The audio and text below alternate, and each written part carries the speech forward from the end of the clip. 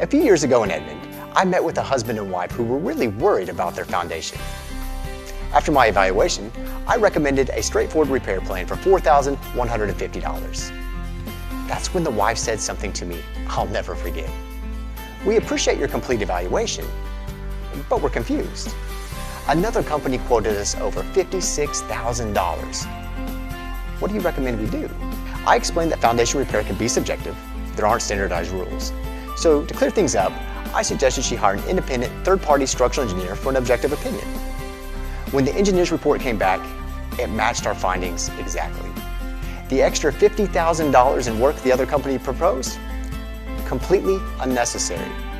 The couple hired us, and to this day their home remains structurally sound and stable. They told us afterwards that our honesty and professionalism gave them peace of mind that they were looking for. For us, that's what it's all about. Not selling fear, not inflating projects, but giving homeowners their truth and the right solution. No more, no less.